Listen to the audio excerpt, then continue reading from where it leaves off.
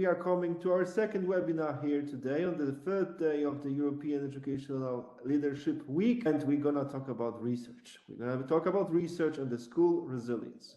The school resilience has become a critical factor. It has become a critical factor in that just last couple of years. We have been experiencing all kinds of crises. The migration crisis and sudden inflow of children into schools from different backgrounds in different countries through COVID and sudden closures of our schools, even up to war in Ukraine and the instability of international system. Today we're going to talk about this. We're going to invite our extraordinary researchers who have answered our call for inspiring practices on research related to school resilience to talk and shed light on that matter. My name is Daniel Wiśniewski. I'm the coordinator of the European Educational Leadership and April Week of ELNE Network, which is Educational Leadership Network Europe, and I will be your master of ceremonies for this webinar. And I'm joined here with our distinguished speakers, with extraordinary researchers that I would like to now introduce before I give them the floor. First of all, I have on my list, I'm going to start with Zdravka Grdan from the European School of Varese, Italy, and Katarina Grgec from the Ministry of Science, Education, Youth of Republic of Croatia. I have with me Janos Szeczko from Parents, Teachers, Cooperation Research Group, Institute for Educational Studies and Cultural Management from the University of Debrecen. And I have with me as well Professor Mika Risku from the Institute of Educational Leadership at University of Jyväskylä from Finland. Thank you very much for, first of all, answering to our call, and thank you very much for joining us for this session. Look, in fact, this webinar, it really belongs to you. And so I will just be here to give you the floor and invite you to present your, final remarks, your final research results. On my schedule here, the first person to be called to the floor is Mr. Janos Szeczko from the Parents Cooperation Research or Parents Teacher Cooperation Research Group. Janos, if you would please take the floor and present us your inspiring practice. Later on, I might ask you a few questions. Those of you who have met me, and I know that Mika did, you know that I have a tendency for asking piercing questions after everything, and I cannot really stand to remain silent. So Janos, first I'm going to give you the floor, so you can give your introductory presentation. If there's time, I will try to maybe ask maybe one question to provoke you a bit and make a bit of a discussion. So Janos, the floor is yours. So much. Thank you very much. It's such a great pleasure to be here with you, and thank you so much for the invitation. My name is Janos Szeczko, and I would like to represent and in the next 20 minutes I would like talking about the school social work in Hungary. First of all, as a result of the social and economic changes of recent decades, the way of life and the role of families in education have changed in several countries. It is an internationally observed phenomenon that the number of people living in classical family model has decreased and the number of families with risk factors has increased and traditional parenting activities have weakened. In Hungary, society expects schools to perform socialization tasks in order to fill in and correct educational shortcomings within the family unit. However, the effective treatment of educational problems requires new pedagogical methods from teachers. In addition, they need to take preventive measures for which they have neither enough time and need nor adequate qualification and skill set. In Hungary now, these are the types of support professionals that can be found in Hungarian schools mainly in every schools in Hungary. You can these three professionalists, they all perform support tasks but different goals and tools as well. Now we examine the operation of school social workers in schools. The diagram shows the number of pedagogical support staff per 10 teachers. As you can see, Hungary is in the bottom of third. Of course, as you see the date of this diagram, you can see that this is from 2018. This number is changed a little bit because from 2018, the school social work was introduced as a mandatory requirement in all schools, kindergartens, and also dormitories as well. So according to the law, in every assistant can get 1,000 children, and these assistants, these school social workers, have to visit every school and every kindergarten, every dormitory in Hungary. And you can see that we are bottom of third somewhere, Hungary. But as I told you, the number of the school social workers is higher now. Approximately from 2018, approximately 1,200 new school social workers arrived to the schools. So, of course, it was a big step in a school social work in Hungary. Talking about our research, the slide shows some general data about our research. This research focus of this study is on how school social workers in the external model in Hungary perceive expectation placed upon them by parents and teachers. This research is related to a nationwide study in which we try to explore the educational difficulties and needs of parents of children in primary school. In this research, we conducted semi-structured interviews with 20 school social workers. The interview plan included several blocks of questions, but in this presentation, we focus only the parents and teachers' expectations specifically. Interviewees were selected using a non-probabilistic sampling procedure, including the snowball method. Our main question was, what type of problem solving do parents and teachers expect from the school social workers? Let's see our results. As you can see, we identified three types of parents. First one is collaborators. We call collaborators. These are the parents who collaborate with the school social worker individually or in group, usually asking information and advices. The second one, we call quick fixers. Parents who typically expect immediate problem solving from the school social workers, let's do a miracle or something like that. Let's do a miracle. The third one is dismissers. We call them dismissers, parents who ignore and do not seek school social assistance in case of problem, or act dismissively, or sometimes extremely aggressive as well. We do not need any help, thank you so much. And we got this kind of answers. As you can see in our next slide, this is an example from one of our interviewees that sometimes the parents think that they have to fear, they need to fear from the school social workers. They are afraid that the child will remove from the families. And as you can see, the parental perception can be really different in different schools. Sometimes the parents think that the school social workers are officers or psychologists or pastor, but they have to identify them correctly, that no, it's a totally different task, totally different service. It's school social work. In this slide,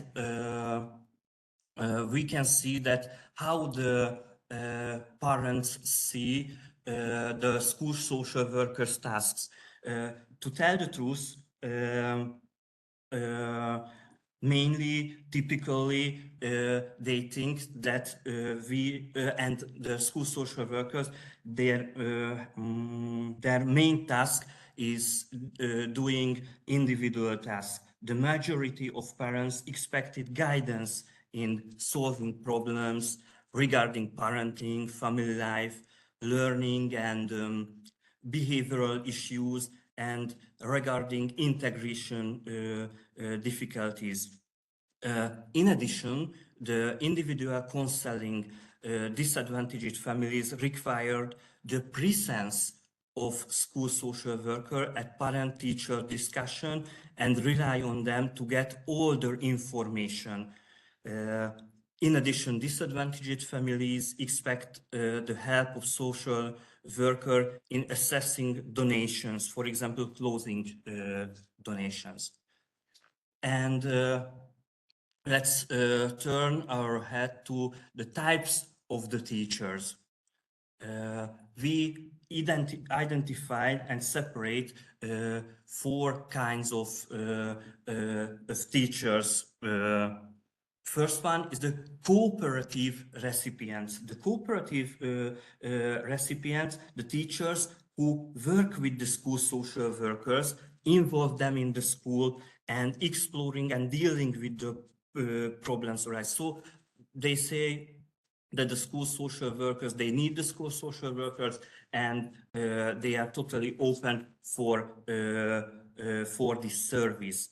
The second one is the intolerant idealist teachers who usually expect an immediate solution from the school social workers that's outside their professional field of expertise.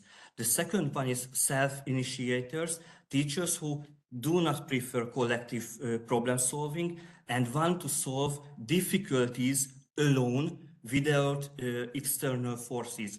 Typical answer: thank you so much, dear school social workers. In the last 20 years, we always find a solution for our problems. Thank you so much. We will do it in the next 20 years in the same way as well. And the fourth group is distant skeptics, teachers who totally reject the service offered by the school social worker. Actually, they think that this service is just a humbug because nothing will change if the school social workers will working with kids or parents. They think that is a humbug, and they cannot wait good, answer or solution from the school social workers. Let's see the teacher expectation towards the school social workers. We identified here 3 different groups. First is the individual work, like information sharing, discipline, managing integration difficulties, communication with parents, for example.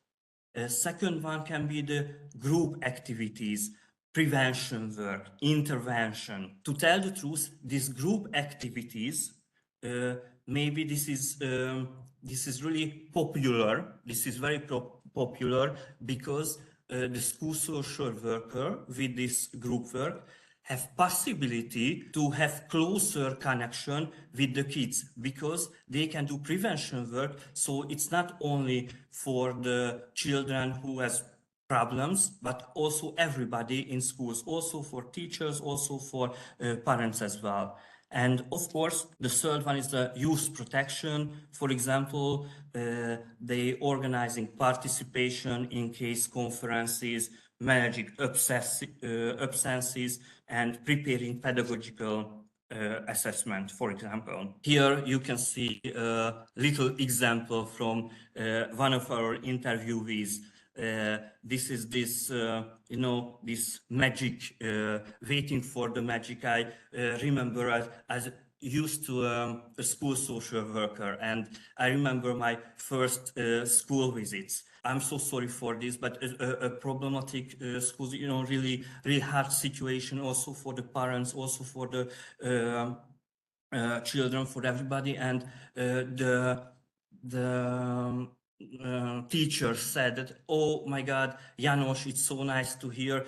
We collect for you 10 or more students. Please do something. This is your classroom. Please do something. And of course, I did this consultations with them. And next week, I visited this school again. And the teacher said, Janos, nothing changed. Nothing happened. They are still have bad behaviors and, you know, this kind of things. And it was a long way you know, to tell them that it's not so easy, and it's not just one short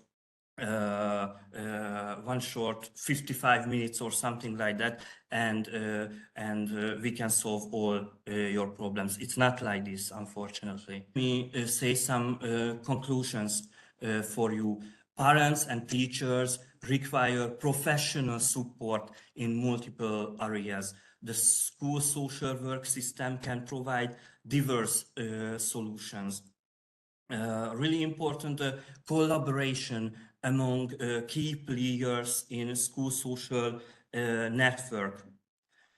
And actually, it's really important results for us that the school and also this service can be more effective if all the people who are working for schools and actually in schools, for example, doctors, nurses, psychologists, teachers, they can work together in schools, but not just, you know, randomly have meetings and talking about some problematic situations, but working in groups like interprofessional collaboration.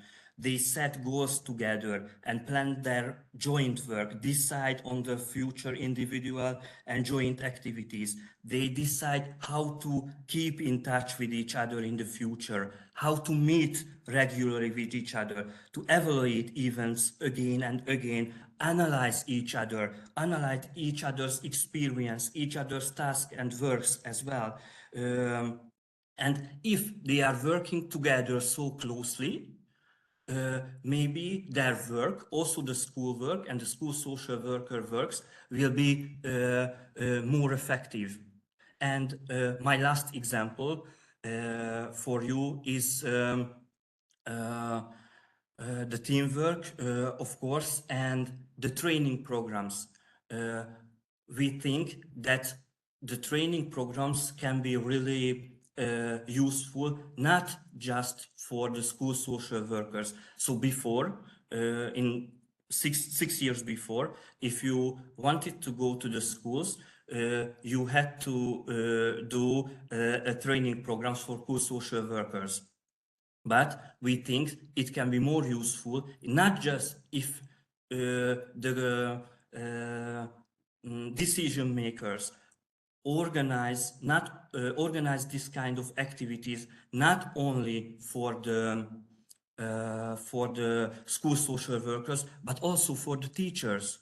For example, they can get to know, you know, more about child protection, for example, or interprofessional collaboration as well. I remember that maybe 2020 in Great Britain, in England, they organized a project. It was a pilot project for school social workers.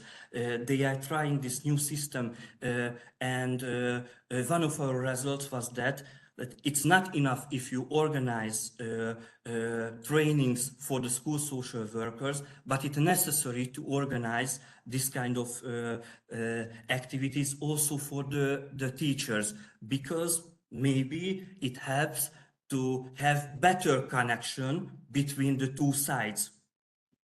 And of course, from a funding perspective, education policymakers should not cut costs in this area, as the investment will yield long-term returns through improved academic performance and higher educational quality. Thank you so much. Thank you for your attention, and I'm waiting for the questions if you have. I obviously do have a question. Janusz, thanks a lot for the presentation.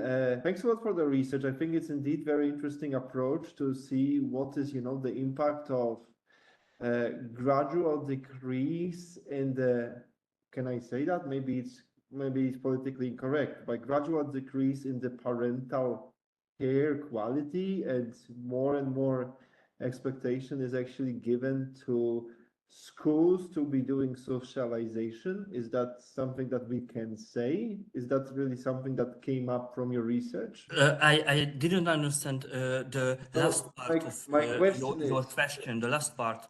yes. So my question is there any, what does the literature say about the evolution of the parental care and its impact on the role of schools in socialization of children? I've heard, but that's just what I've heard. Yeah. Yes, thank you so much for the question. As I understand well, and also you can find this in the research, and also not only from this research, but we can see from the parents that the schools have more tasks in this socialization questions. Because they have expectations. I mean, the parents have this kind of expectations that all the things what is missing now from their socialization, they need to help and provide this kind of. Thank you for that. Thanks a lot for this answer and for your presentation. Thank you so much. Indeed, this is, I think, a growing problem that more and more is really expected from schools. It's sort of an evolution in our societies that, let's say, the parental involvement, I would dare say, is decreasing, and therefore it somehow has an impact on what is expected from the schools, how the schools are being organized, and indeed, it actually is another challenge that our teachers have to face. Thank you very much for that, Janusz. Thank you so much. We move into another topic. There was a paper that has been designed and developed by our two colleagues, I believe from Croatia. At least I know that one of you is from Croatia, but I don't know if the other one. And the other one, Daniel. Other one as well. So our team from Croatia, I see here that you are indeed developed a paper on collaborative educational leadership and secondary schools, fostering inclusive school governance for resilience. And indeed, Zdravka and Katarina has developed such a paper. So maybe before, instead of me just talking and trying to start this and kick it off, I just give you the floor, you present the paper, and then I may ask you a question or two. How about this? Yes, thank you very much for this opportunity. I will share our slides as well. Just a second. It's always technology. And it's actually very good that we have come after our colleague from Hungary. Okay, so as already announced, my name is Katarina Grgic, and I, with my colleague Zdravka Grgic from Croatia, we are both from Croatia, have done the international study. It's great that we have come after our colleague from Hungary, because parents are very important stakeholders in the school, as we all know. And in school, we have a lot of stakeholders. And I will just briefly introduce my colleague and myself, just to have a clear picture why we did this research. So we both have a very long tradition of working in schools. So Zdravka was for many years the school director, so she knows all the the advantages, disadvantages, and challenges that happen actually in the school with all the partners, I would say, not even stakeholders, but partners. And she has just recently finished her doctoral studies in business administration. So really, leadership is her thing. She also participated in many continuous professional developments, and so she is a trainer of continuous professional development, and we have heard that for social workers, for parents, so for different people, the training is very important. Myself, I used to be a teacher, and then I moved to the governmental part, to the ministry, where I got involved with curricular reform, and my passion are actually teachers and the leaders, and the collaboration between the teachers and leaders, and everything in order to have actually collaborative educational leadership and quality education as whole. So what we actually did, we did the research in secondary schools, and we actually explored how the school directors foster resilience through inclusive leadership. We know that inclusive leadership is something that we should aim to, but it's not easy to get there. So we wanted to explore the leadership that we have and what kind of collaboration there is among directors, teachers, students, and parents, and the founders of the school. So we know that all of them have their part within the school community, and we wanted to have it as a kind of a full school approach.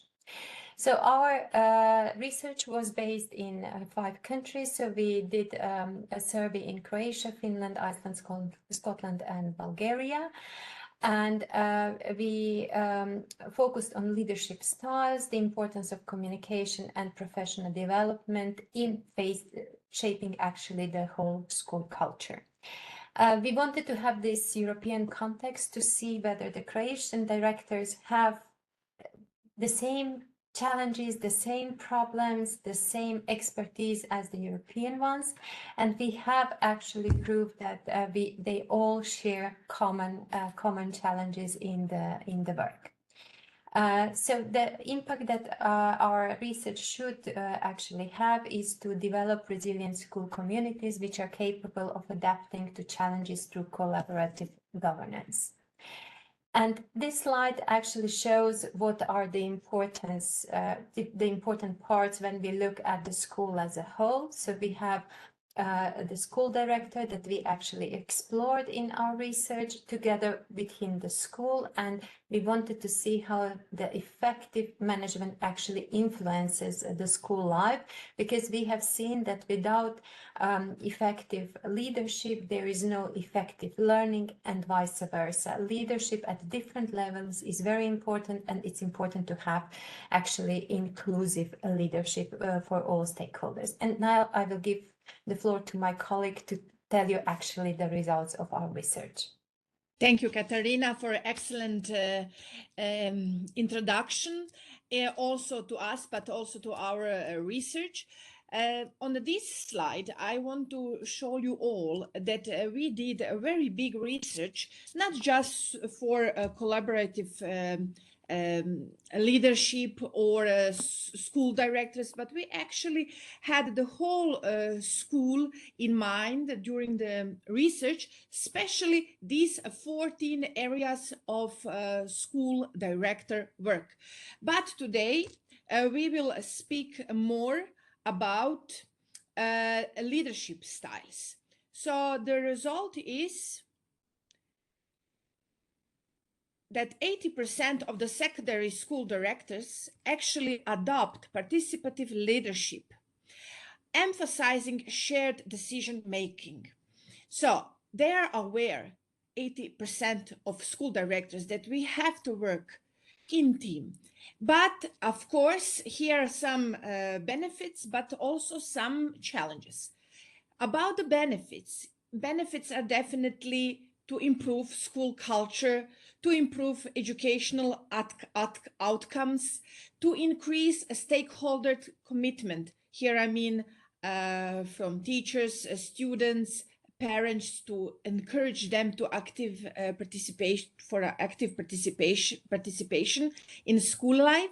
And of course, benefit is better problem solving.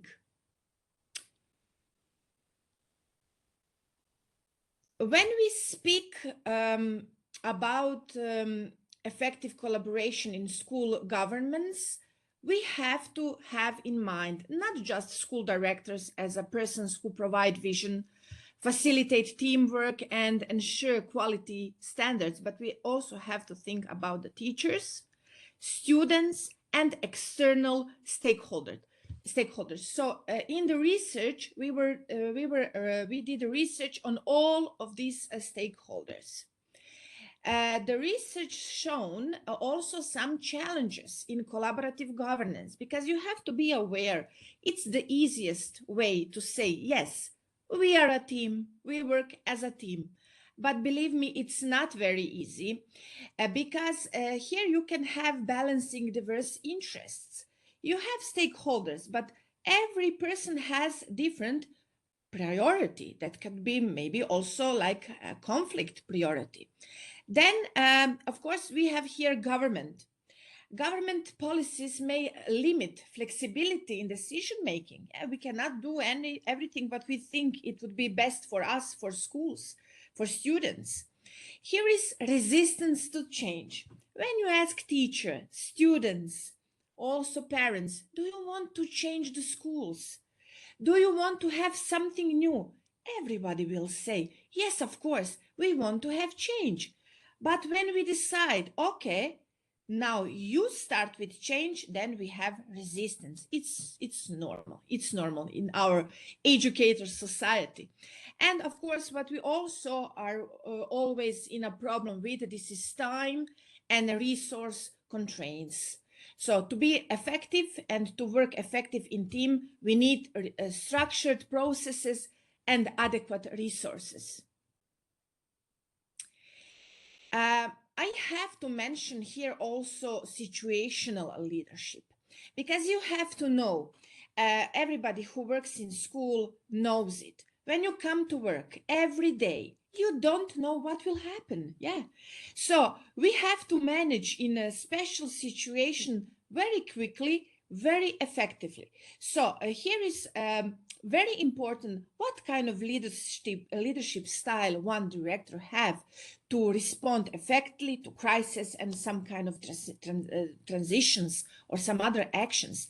So key benefits are here, what we have to do with team management and teamwork is to be very effective in crisis management.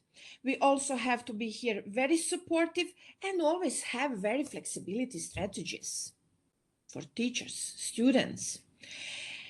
And now, if you want to ask me, and what research shown, how can we improve resilience and continuous improvement in schools? Very important. All our countries said practically the same. We need to reduce administrative burdens.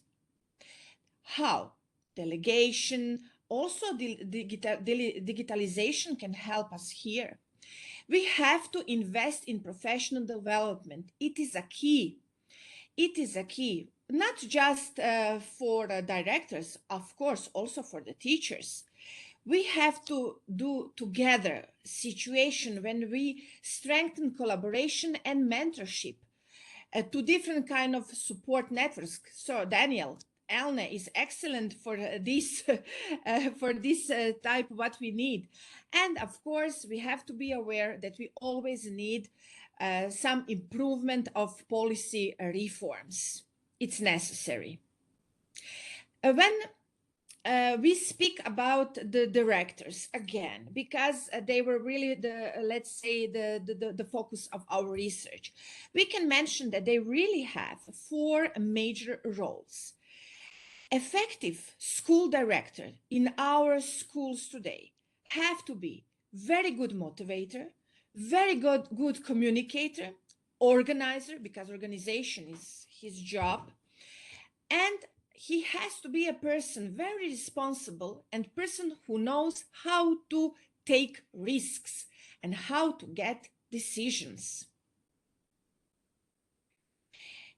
One of the questions, Daniel, was for me, can we conclude from this research what are universal leadership competences for school resilience?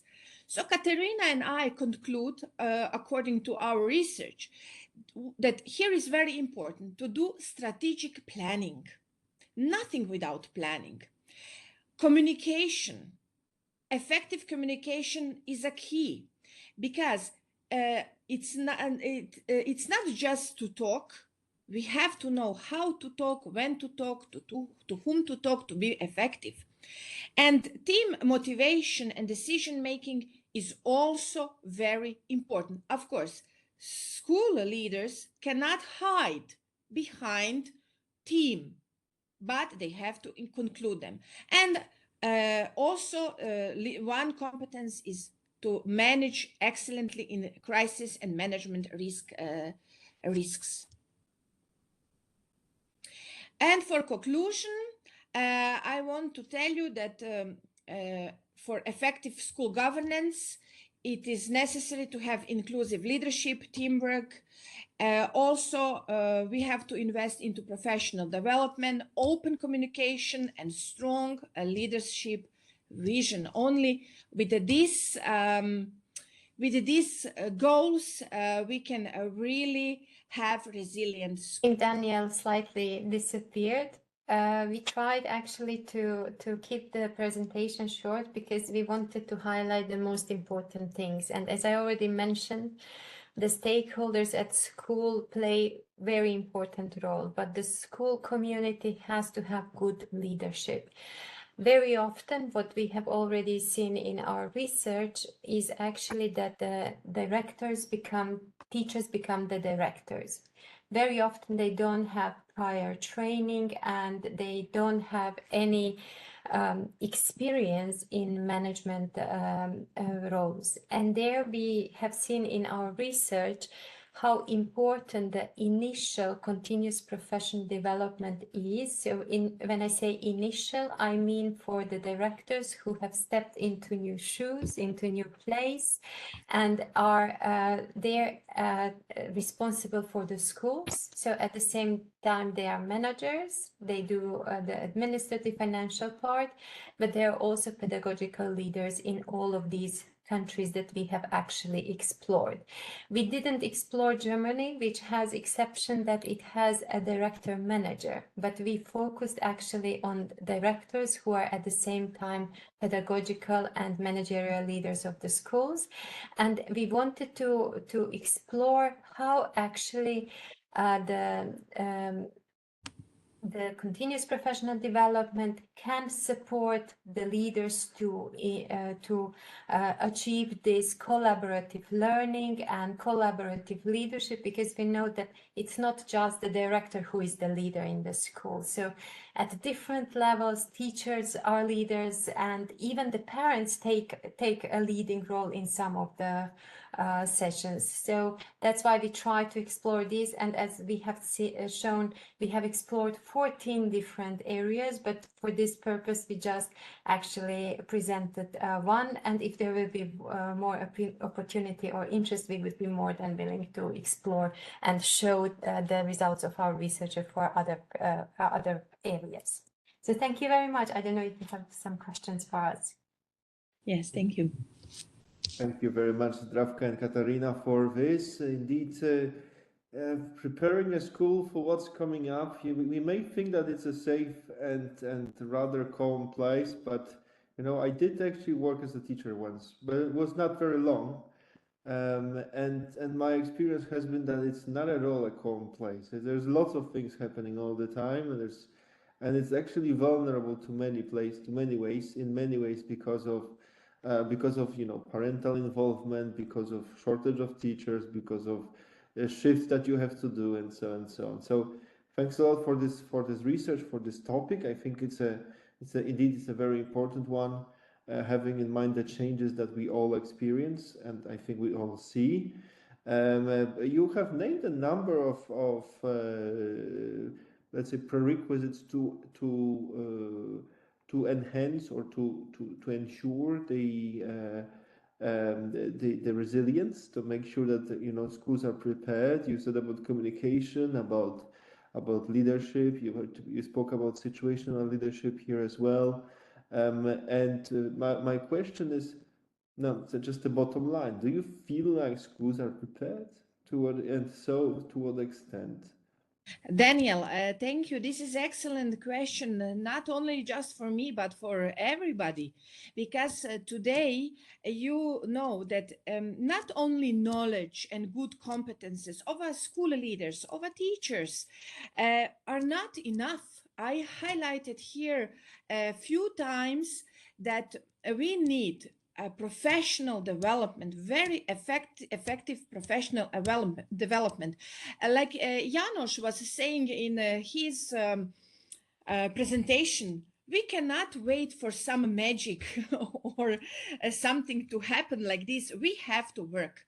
We have to work very cleverly, strategically on professional development for all levels of stakeholders in schools, for teachers, for pedagogical advisors, also for school directors, social workers, for everybody, because only with teamwork, with a very structured processes in a school, we can manage our challenges, because today is very important to turn challenges into benefits, actually on everyday basis. So it's not easy, but I will say like this: our teachers across Europe are very competent teachers.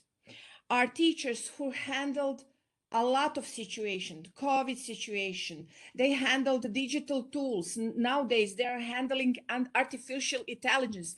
So we have excellent teachers. I think also we have a very, very good school leaders. But what we miss, I think we need better support and better professional development. And if I may just add, and I have seen the question about how to get ready to be actually a leader. So in some countries, there are trainings and even university courses to take before you take on the role. In most countries, there are none. So basically, you step into the position of the leader. But if you think about your vision, intention to become a leader, it would be good to actually develop your own transversal skills. Having said that, I think one of the most important things is how to communicate with people, how to accept also when somebody refuses your suggestion, what you need to do. So these are the skills that we at personal level have to develop. And it would be good, and some systems have already started, to have peer mentorship, so more experienced leader giving advice, especially to the leader at the very start. And by that, they share the challenges, they learn from each other, and it's easier to get a better leader in a very quick time. So perhaps that's also something to explore, or for the policymakers to think of. Thank you very much, Katarina and Zdravka, for this very interesting research about the preparation of the schools and the leadership that is needed to actually make sure that they are resilient to challenges that are ahead of us.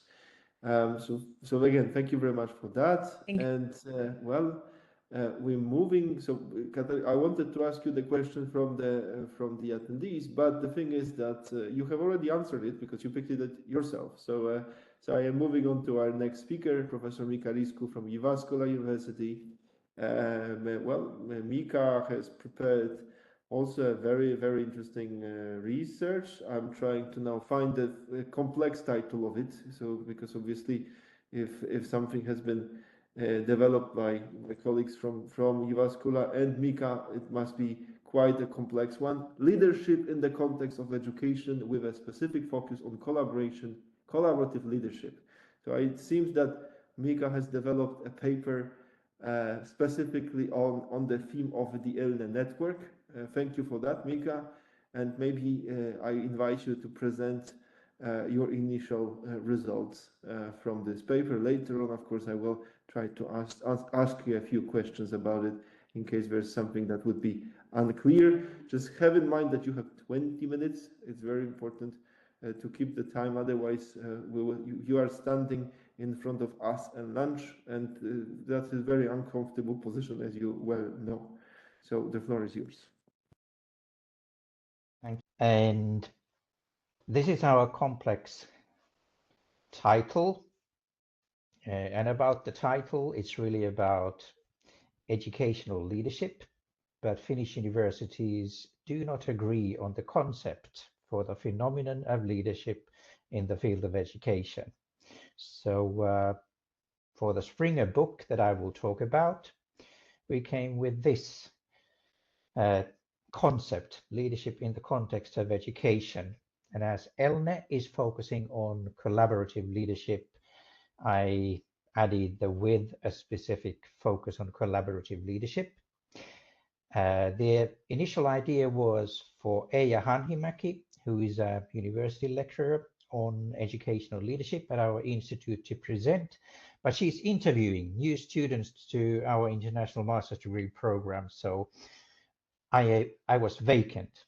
So I will be presenting, and let's move to the next slide. This is the legislative status for developing educational leaders in Finland at the moment. I will have a very different perspective from that of my colleagues in Hungary and Croatia.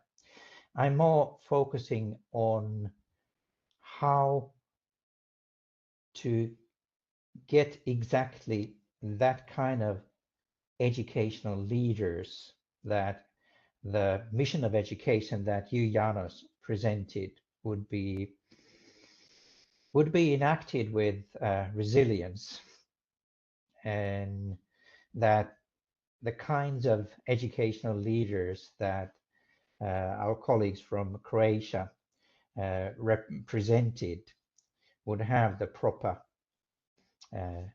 education to be like educational leaders like that. So for Finland at the moment, what is important to comprehend is that Finnish educational staff do not serve the government or the state, but local education providers. For daycare center directors and principals, legislation says there must be one in every daycare center, in every school, and they are responsible for everything, full stop. Everything else is then defined or determined in local ordinances. Traditionally, we've looked at educational leadership in Finland solely from the perspective of administration. So for the qualifications for principals, the traditional qualification is that you take 2 exams on legislation. That's the National Agency for Education certificate, and that's enough. And everybody agrees it's not enough. About a quarter of a century ago, by the proposal by our institute, we got a change in legislation so that also universities can provide research-based qualifying education for principals and daycare center directors. But still, it's not in legislation about leadership, but it's about educational administration, which we must take into consideration in our curricula. Then there's the third point. It's enough that you don't have any education, no certificate. You just have some kind of experience in educational administration, and you are a qualified teacher.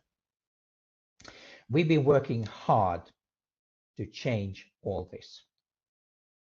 2012, 2013, we had a broad National Agency for Education work group that really prepared the steps, but nothing has happened with that. And let's move to the next slide.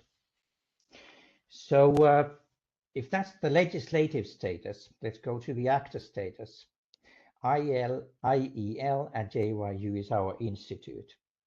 We were established 1996, and for a long time we were the only ones researching or providing education and educational leadership in Finland. We are still the only one with a full service house approach. Around 5 years ago, the Ministry of Education gave funding for educational leadership key projects for 4 universities. That's Jyväskylä, Helsinki, Rovaniemi in Lapland, and Åbo Akademi, the Swedish Speakers University. And we started collaborating together to create a professional community to get sustainability and resilience to advance educational leadership in Finland. The Springer book you see here was really one of the concrete outcomes of these 4 universities and of those key projects. We had in all 9 organizations involved with educational leadership to write in this book. In addition to that, 2 universities and then 4 other universities that take part irregularly with the collaboration at the moment. Ahtiainen, Hanhimäki, Leinonen, Risku, Smeds, Nylund, we are the editing group for this book. At the time of writing the book, I think I and then Ann-Sofie Smeds Nylund, we were the only ones full-time working with educational leadership. Every other member in the editorial group and among the writers were doing that part-time, which tells you that very thin human resources to develop educational leadership. I will, in the next slide, talk more about the book, but in this slide at the bottom left-hand corner, you also have a link to the webinar series we have on the book. So the book created us a joint online educational leadership program in English, mainly for doctoral students and master's degree students. And let's go to the next slide. More challenges. What was the framework for the book in the big picture was that we didn't have some kind of a holistic, systemic view on where we are in Finland. So we tried to provide that with the book. Before this book, by the way, we had a similar book in Finnish, which was the first effort in this big picture thinking. Then we wanted to show Finland as not uniform, but as diverse. And then the third big picture perspective was that we wanted to present Finland comparing it with what there is internationally for educational leadership. The contents of the book consist of 5 parts and an introduction and 19 chapters altogether. So we had an open call for people working with educational leadership to write on what they thought would be essential about Finnish educational leadership at the time. And what we got, we then organized into the context, into the conceptual approaches, into leadership profession, investigation, and then on school community and collaboration. And this also means that these were the things that we considered essential for investigating, highlighting, telling about Finnish educational leadership. About the context, we tried to connect educational leadership with governance and policy in Finland. Today, we would also strengthen the connection with educational sociology, because we've realized that policy and sociology are not the same thing. About Finland not being uniform, we collected different ways of educating educational leaders and also try to then synthesize these into a national model. And I will have that in the last slide, or some things about that. The second part, conceptual approaches, we do not even in the Finnish language agree on what concept we should use for different phenomena in educational leadership, or what the different concepts mean. So we try to come up with presenting the diversity we have for these conceptual approaches. I here say a few words on the 2 chapters on pedagogical leadership. They more or less say there are different ways of looking at pedagogical leadership, and there's no one right way. The 3rd chapter, it looked at how we look at educational leadership professions at the moment, and it was fascinating to follow, especially what our Croatian colleagues were saying about how to educate, or what kind of educational leaders we need today, and very many similarities. And then about school community and collaboration, to what you said, Janos, the mission of education is changing, multi-professional must be there, and education social workers are an important part of this multi-professional staff. The conclusion, we look at educational leadership from the perspective of an interplay with the evolving context, altering education and its mission and educational leadership. And then we can move on to the next slide. And this is animated. We start with the right-hand side, and please click. And this to me is the most important part of this slide, in fact. It's what ELNE tries to do. When we had the 4 key projects, our institute staff, we started going and visiting all the universities involved there, just to create trust, just to learn to know each other, just to create structures for regular meetings, coming with a joint vision for what we should be doing. And the Springer book is one result of this visioning.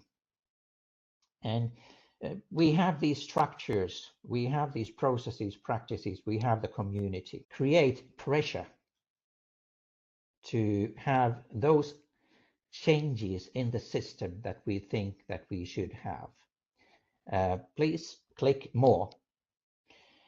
How we look at educational leaders and educational organizations is that they are to serve what we nationally think of what education should do it, and in what kind of a framework. Next click, please. How this mission is fulfilled is altering how we vision educational organizations. And there we see exactly the change, for example, that you, Janos, presented. And one more click. This is transforming how we think we must educate educational leaders. And one more click, please. And we get these 2 directional arrows, and they refer to this 3-layer structure having to be cohesive. And then we click one more time, and we get the research foundation for all this at the left-hand side, which simply says educational leadership is about the phenomenon of leadership in the field of education. And we think that educational leadership is unique because the mission of education is unique too. It differs from the missions of all the other forms of life. Then we think that the mission of education is evolving, altering, changing, and this must be changing how we have our educational organizations, and this must be altering how we see educational leaders. And this is the holistic systemic model that we created. And please, the next slide. We are making use of ELNE in the fourth ELNE journal, when the different proposal makers were asked what their message should be to local or national education policymakers. Our message is the same.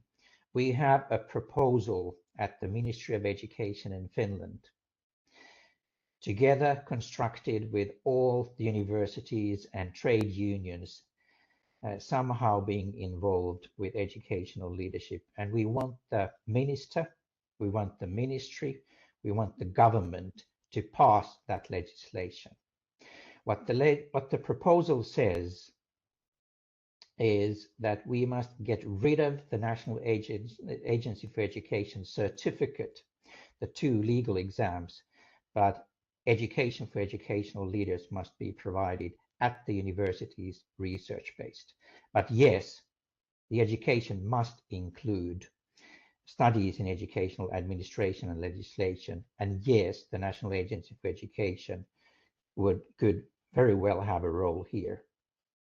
Then it's not enough with this qualifying education, but there has to be a modular-based, systemic, cohesive system to support the development of educational leaders throughout their careers.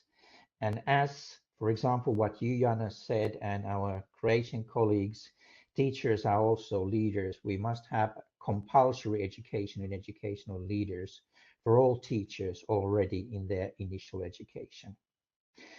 We don't have any funding for educational research by the government for Finnish universities at the moment.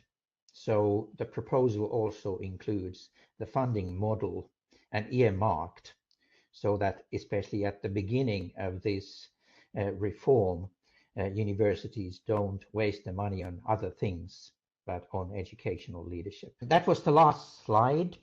Thank you for listening, and ready for our discussion from my behalf too.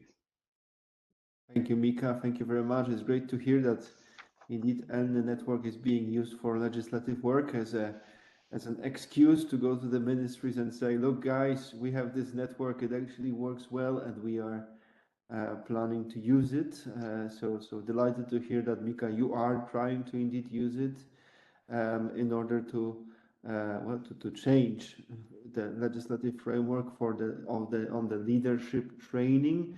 You mentioned a little bit that the training of the school leaders should take place at university and should be research-based. Now, to what extent education training or teacher training institutes are prepared for training leaders? Is there any way that you would have to look at kind of a combination of the program, not only with faculties of education, but also faculties of management? And do you have that at all in mind? Or you would rather keep it in the education institutes?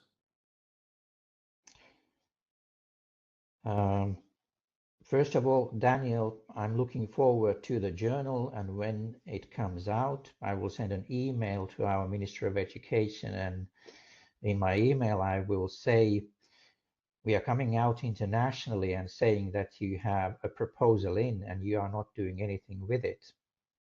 So we are using ELNE.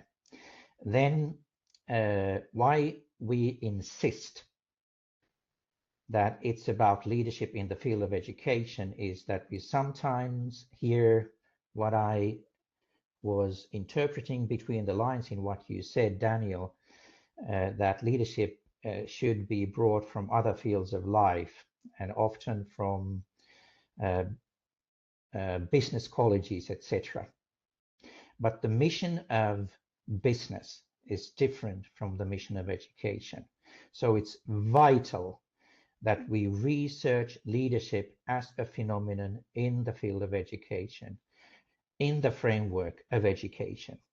And that's why the Springer book is so important. And that's why we are trying to build a professional community in Finland, that we would have the people who would look at leadership in the field of education like this. So I'm saying no, definitely no. We can learn from other fields of life, but it has to come from education and from educational research. And I also claim that we have a lot to give to leadership in other fields of life, especially when we talk about learning, which is the speciality of education, of course. Thank you for a strong statement, Mika. I'm looking at the time. We have 4 minutes left till the end. I just wanted to summarize everything that we have actually discussed. Zdravka says thank you and congratulations on the research and on the use of ELNE network indeed.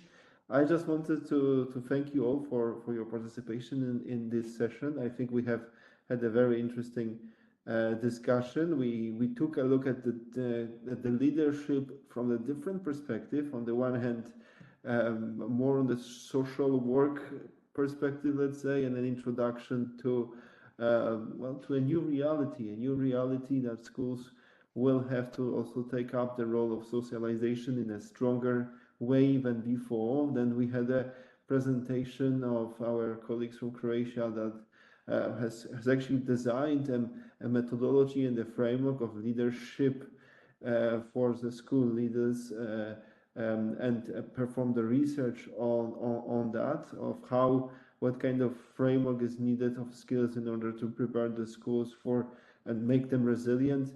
And then of course Mika, who has just presented us very interesting results concerning his aims to change the Finnish system to make it more friendly, I would say, to the school leaders, to prepare the leaders for the situations and the situations ahead of us. So I wanted to indeed thank you all for all this. Thanks for sharing your research with us. Indeed, in the last journal or Edu journal, we will indeed be mentioning your papers as inspiring practices, so that Mika can indeed go to the ministry and knock on their door. So thanks a lot for that. And coming up, we are going for a break right now, and later on we have another webinar. Unfortunately, I do not know what's the theme of the next webinar. Maybe Sylvia can save me on it. Yes, we dropped it in the chat. Can you hear me well with Yes. my earphones on? Yes, we dropped it in the chat. Mika will be there once again. We have some great experts on the field of education and leadership, renowned academics, and we will be having an interactive discussion on building a research community within ELNE. Actually, it will be at 2:30 today, Brussels time, and I dropped the link for registrations in the chat. So if you register there, you will receive the link for the webinar immediately. So we hope to see you there. Thank you very much for that. Research community in ELNE. So I think that everybody who is here really is a researcher, so you are more than invited.